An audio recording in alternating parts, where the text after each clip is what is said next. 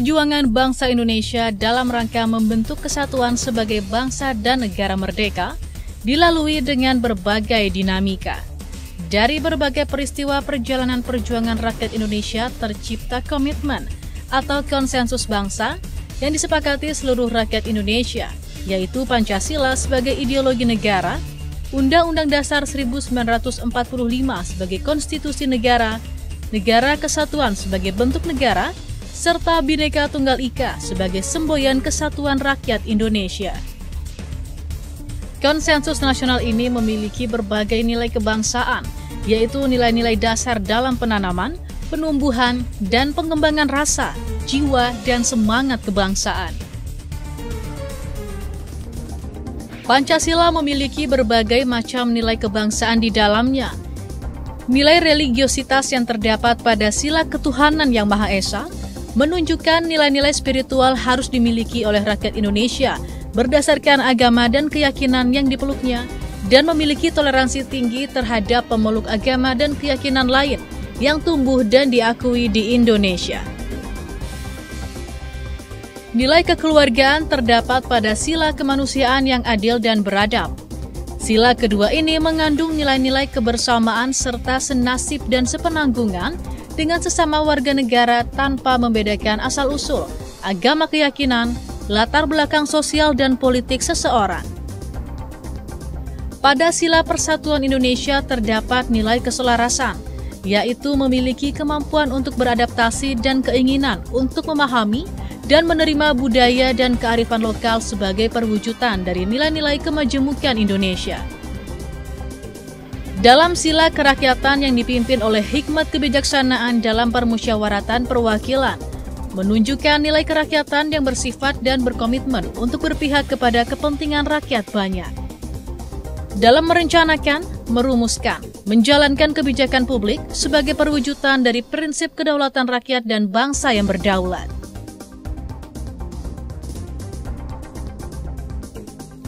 Dan nilai keadilan untuk menegakkan dan berbuat adil kepada sesama manusia serta mewujudkan keadilan bagi seluruh rakyat Indonesia adalah konsekuensi dari sila keadilan sosial bagi seluruh rakyat Indonesia.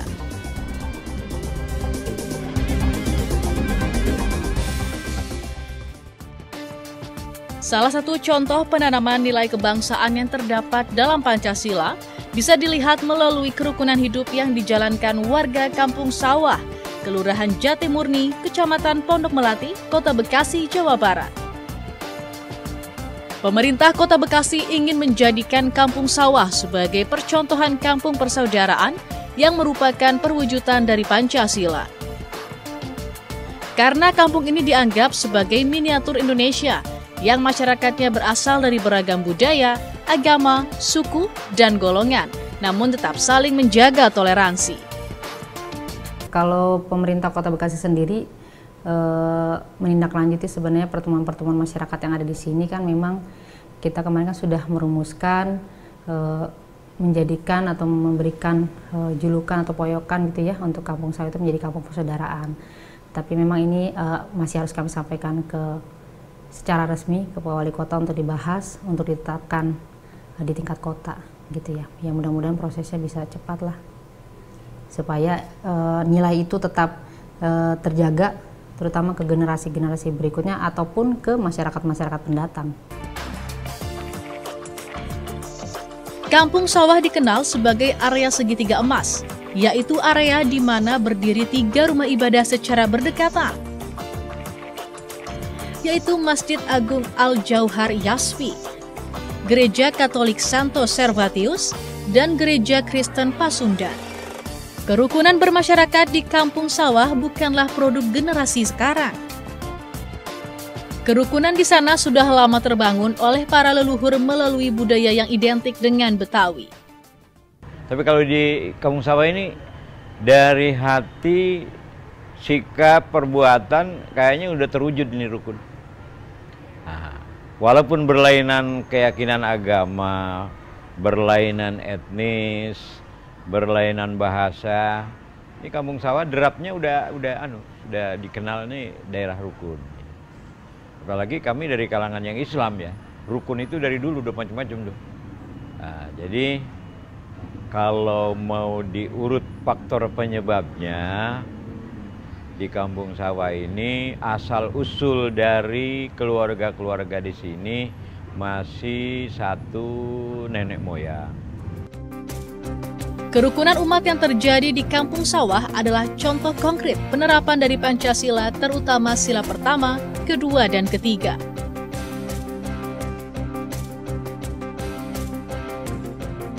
Warga Kampung Sawah berhasil hidup selaras dengan keberagaman yang telah mengakar dalam kehidupan keseharian masyarakat.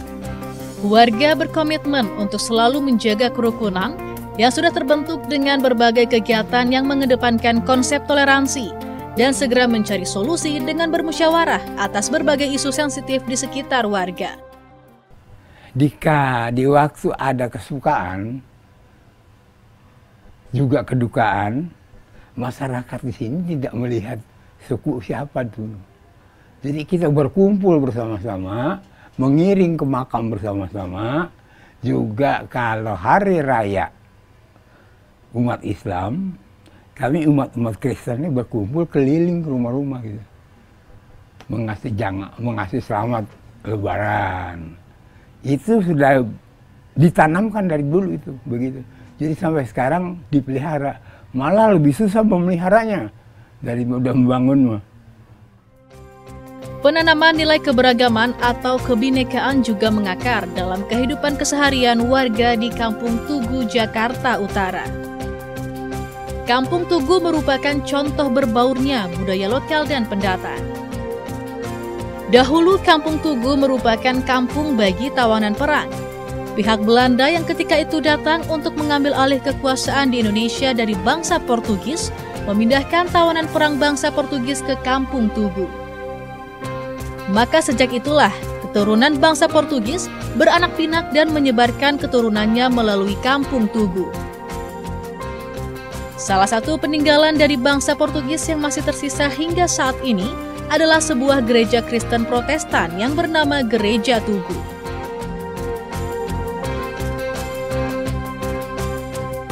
Kita ini yang namanya keturunan Portugis, kita bukan, nanti ada orang bilang mungkin keturunan Portugis dari Malaysia, yang katanya ada Pulau Malaka di sana, terus ada bilang ya Portugis dari Timur-Timur, kita nggak ada kaitannya dengan ke sana.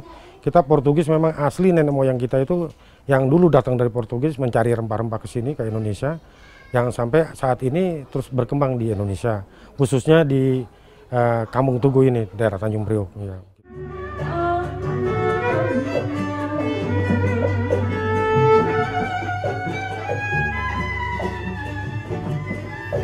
Masyarakat Kampung Tugu saat ini merupakan generasi ke-10 dari nenek moyang mereka, bangsa Portugis. Mereka sudah mengalami banyak akulturasi budaya dengan penduduk lokal. Salah satu budaya yang hingga kini masih terjaga dengan baik adalah musik keroncong. Kampung Tugu merupakan penghasil musik keroncong dengan sebutan keroncong Tugu. Mereka juga mengaku penduduk lokal sangat bertoleransi dengan perbedaan-perbedaan yang ada. Selain akulturasi budaya, di Kampung Tugu juga terjadi asimilasi, di mana penduduk lokal menikahi pendatang yang merupakan bangsa Portugis. Tingkat persaudaraan antar masyarakat keturunan dan lokal sudah sangat tinggi, sehingga terjalin layaknya saudara satu keturunan. Budaya baru yang hasil dari kolaborasi itu nggak ada. Ini memang kita murni dari peninggalan Portugis. Nah, makanya ya mohon maaf kalau memang sebetulnya itu keroncong yang ada di Indonesia sebetulnya lahirnya dari Tugu sini. Nah, cuma kalau kita punya dulu orkes keroncong Moresco, nah terus sekarang dengan adat-adat Indonesia itu dipakai lari ke langgam gitu, bedanya itu. Tapi sebetulnya memang ya ini keroncong asli yang datang dari Portugis, kita bawa terus akhirnya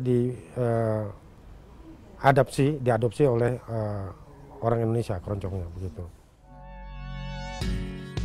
Nilai-nilai kebangsaan lainnya yang hingga kini masih dipraktekkan di tengah masyarakat adalah semangat kerjasama dan gotong royong.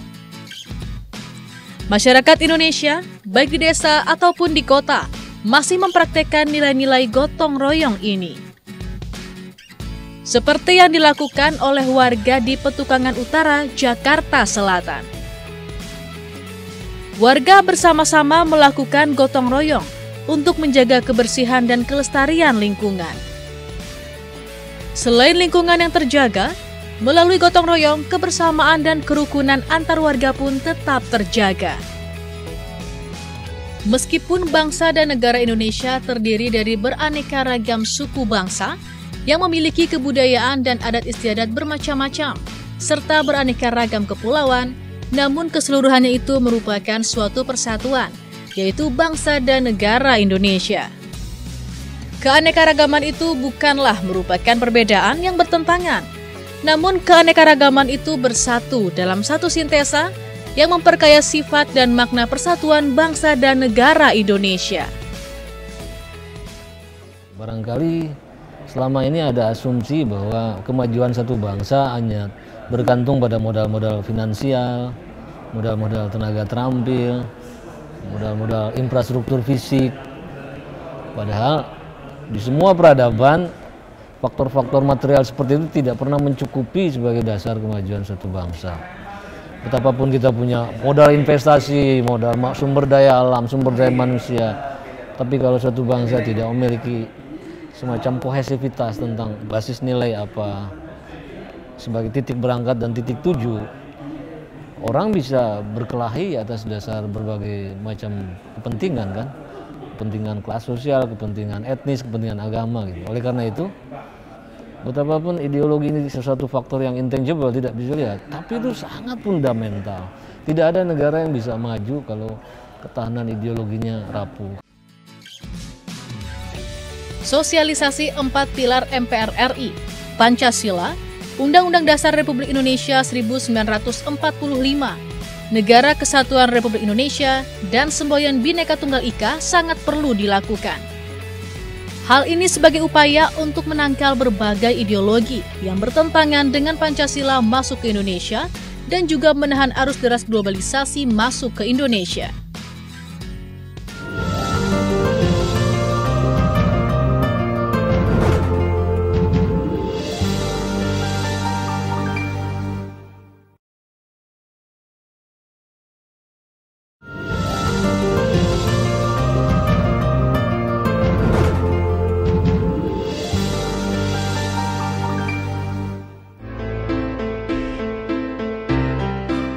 Majelis Permusyawaratan Rakyat Republik Indonesia sebagai lembaga negara terus berupaya memelihara nilai-nilai perjuangan dan rasa nasionalisme sesuai semangat proklamasi kemerdekaan Republik Indonesia 1945.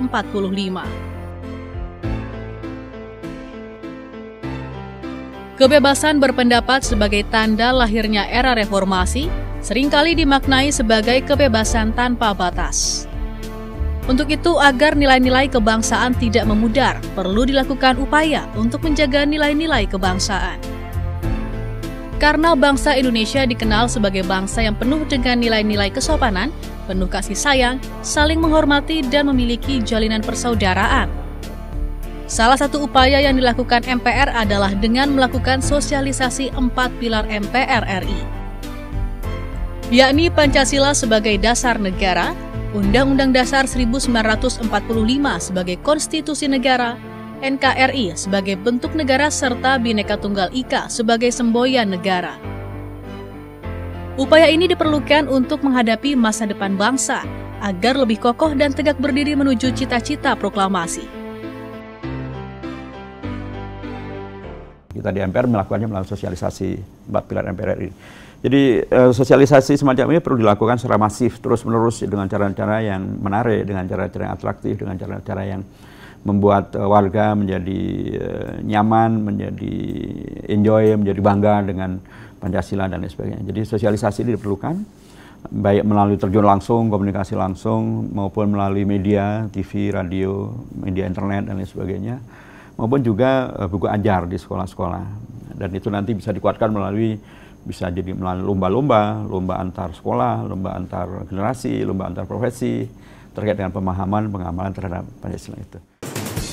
Sosialisasi 4 pilar ini dilandaskan pada cita-cita negara Indonesia yang tercantum dalam alinea keempat pembukaan Undang-Undang Dasar 1945. Salah satunya adalah untuk mencerdaskan kehidupan bangsa, karena sosialisasi 4 pilar ini dapat membentuk manusia Indonesia yang berkualitas, maju, unggul, berakhlak mulia, dan berdaya saing tinggi sebagai modal utama dalam pembangunan bangsa. Kerjasama dalam sosialisasi 4 pilar juga dilakukan bersama pihak perguruan tinggi. Civitas Akademika pun merasakan langsung manfaat dari sosialisasi 4 pilar. Bahkan sosialisasi 4 pilar MPR RI disebut sebagai sarana alternatif bagi para Civitas Akademika untuk menambah wawasan akan kebangsaan dan kenegaraan.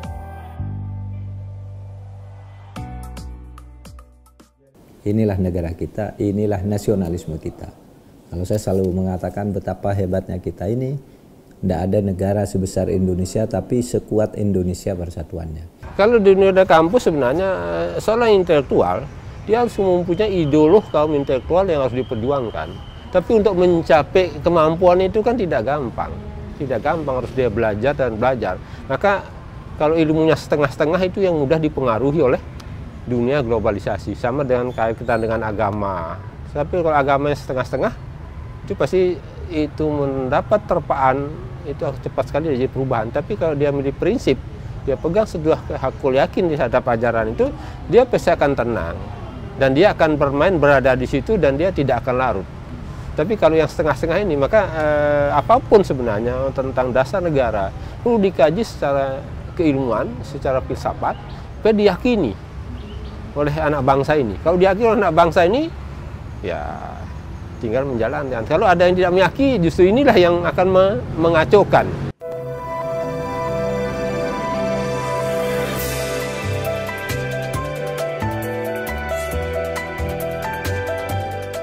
Sosialisasi 4 pilar juga dirasakan manfaatnya oleh para mahasiswa. Mereka terbantu dengan adanya sosialisasi 4 pilar MPR RI ini, karena minimnya mata kuliah yang berkaitan dengan nilai-nilai kebangsaan dan kenegaraan saat mengikuti perkuliahan. Saya udah sering mendengar tentang sosialisasi 4 pilar udah dari tahun sebelumnya, dan saya mendengar juga bahwa sosialisasi ini gencar dilakukan. Untuk itu juga menambah rasa penasaran saya untuk mengikuti kegiatan ini, gitu. Terutama juga kegiatan ini diharapkan juga kan teman-teman juga mengatakan yang udah pernah mengikuti kegiatan sebelumnya, mereka itu mengatakan kalau kegiatan seperti ini, hasil-hasilnya itu penting untuk diterapkan di dalam organisasi juga.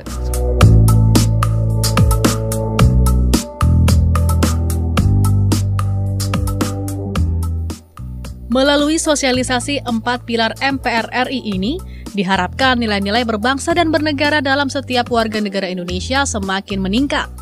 Dengan demikian, kehidupan berbangsa dan bernegara di masa mendatang akan lebih baik dan sempurna.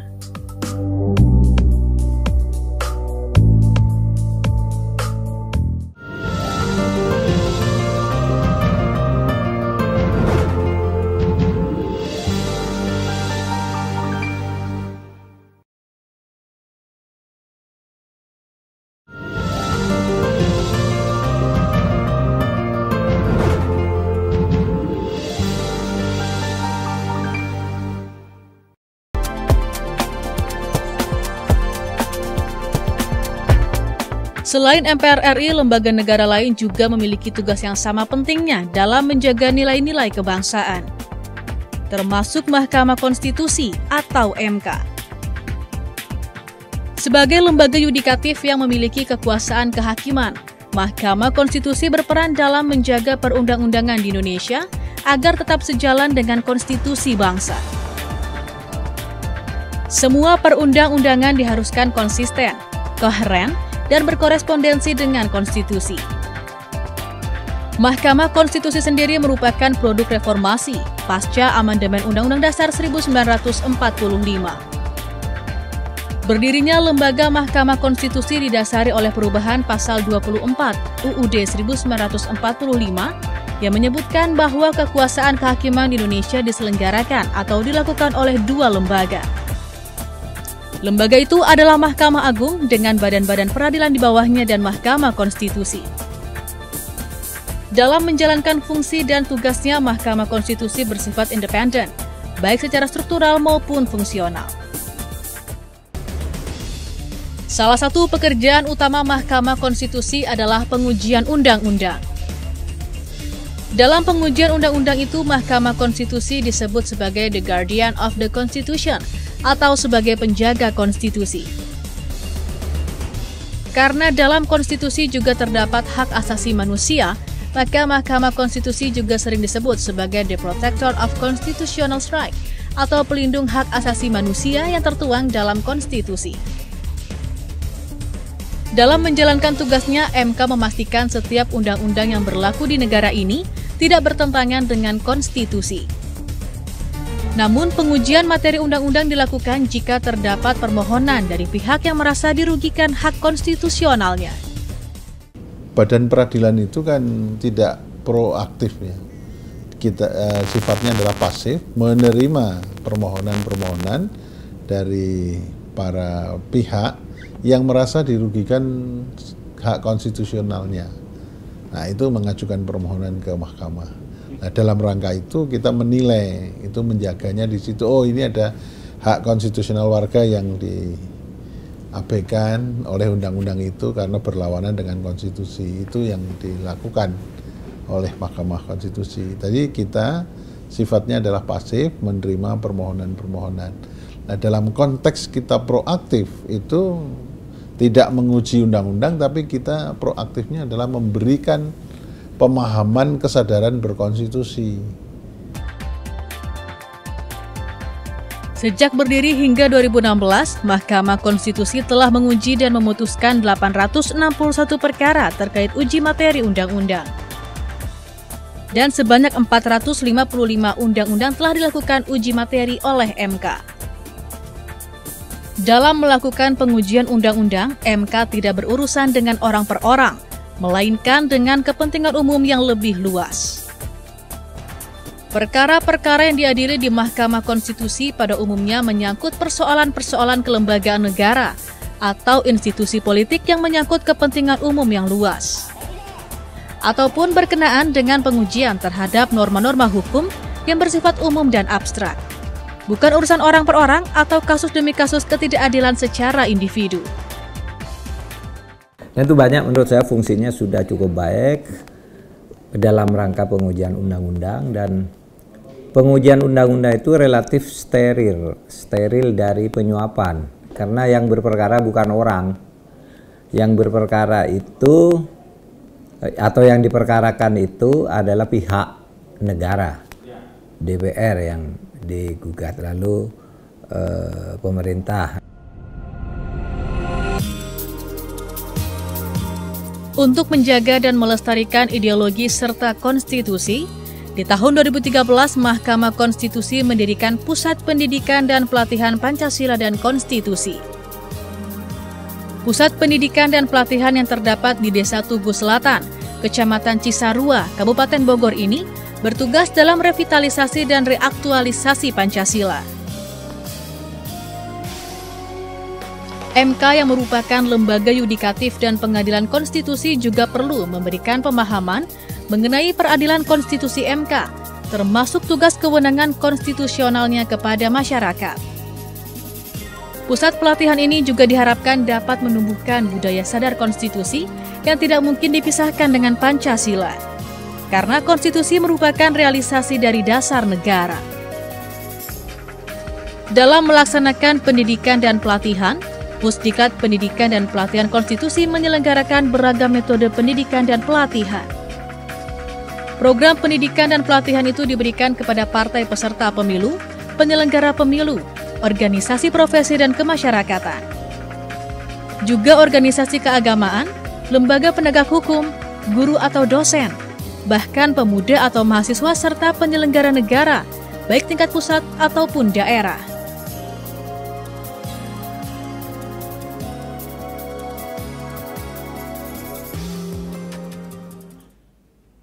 Jadi kita punya Pusat Pendidikan Pancasila dan Konstitusi, itu secara periodik mengundang berbagai elemen bangsa untuk bersama-sama mendiskusikan mengenai bagaimana ya hak konstitusional warga.